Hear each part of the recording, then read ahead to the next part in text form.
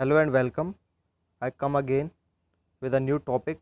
China seeks India's support on Hong Kong protest.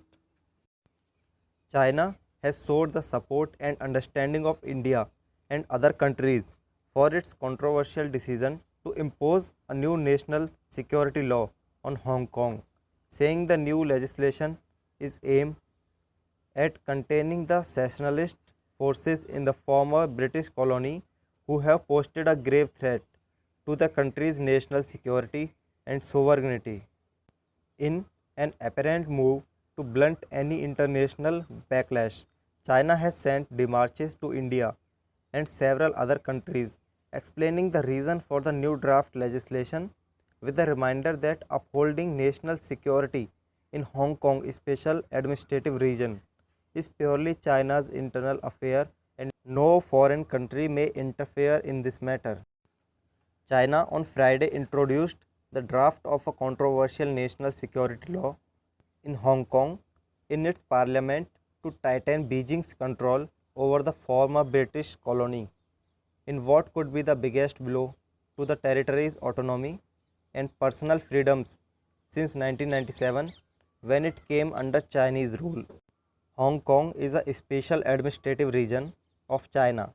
It has observed a one country, two systems policy since Britain returned sovereignty to China on July 1, 1997, which has allowed it certain freedoms the rest of China does not have.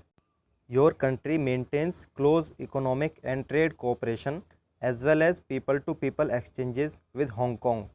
Hong Kong's prosperity and long term stability is in line with the common interest of the whole international community, including your country, as well as protection of your country's legitimate interest in Hong Kong. We hope that your government will understand and support China's relevant practices, it said. The Demarchi said, since the return of Hong Kong to China 23 years ago, the Hong Kong SAR has not acted out its constitutional duty for national security in line with China's constitution and the basic law. There is a clear loophole in Hong Kong's legal system and an absence of a mechanism of enforcement.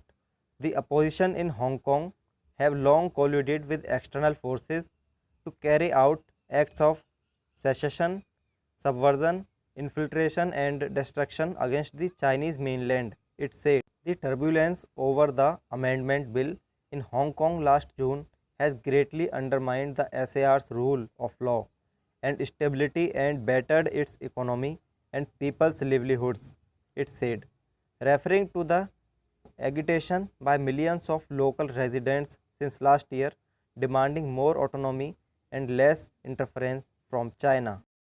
Hong Kong has become a notable source of risk to China's national security, it said. The central government of China shoulders the primary and ultimate responsibility for upholding national security, it said, adding that Beijing cannot just sit by and do nothing to the above mentioned activities. To stabilize and improve the legal system and enforcement mechanism for upholding national security in the Hong Kong SAR is something that must be done and done without delay, it said.